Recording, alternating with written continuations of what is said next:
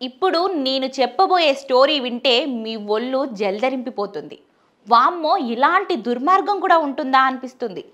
తనకంటే ముద్దుగా ఉందన్న కారణంతో చిన్నారిని బలి తీసుకున్న ఓ సైకో వైనం ఉలిక్కిపడేలా చేసింది.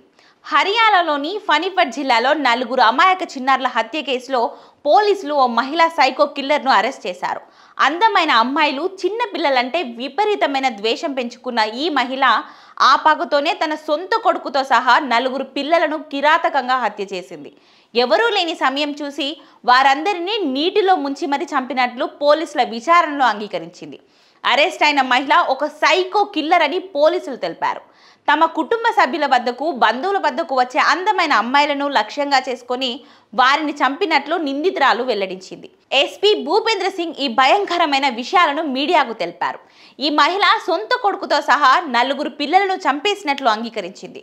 ముఖ్యంగా తనకు చిన్న పిల్లలను చూస్తే విపరీతమైన కోపం, అసహ్యం కలుగుతుందని, దానివల్లే తాను వారందరినీ హత్య చేసినట్లు విచారణలో వెల్లడించింది.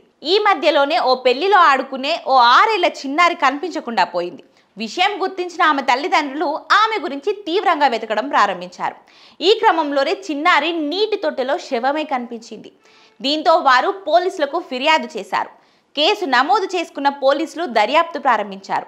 అయితే బాలిక నీటి తొట్టెలో పడి చనిపోయినప్పటికీ ఆమె మృతదేహం ఓ గదిలో ఉండడం, అందులోనూ ఆ గదికి బయట నుంచి తాళం వేసి ఉండడంతో పోలీసులు దీన్ని హత్యగా భావించారు. ఈ క్రమంలోనే బాలిక తల్లిదండ్రులకు అనుమానం ఉన్న వారందరినీ విచారించారు. దీంతో చిన్నారికి అత్త వరుసయ్య ఓ మహిళను పోలీసులు నిందితురాలిగా తేల్చారు. ఆపై పోలీసులు స్టేషన్కు తీసుకెళ్లి తమదైన స్టైల్లో విచారించగా సదరు మహిళ తన నేరాన్ని అంగీకరించింది. ఈ ఒక్క బాలికనే కాకుండా గతంలోనూ మరో 3 చంపినట్లు వివరించింది.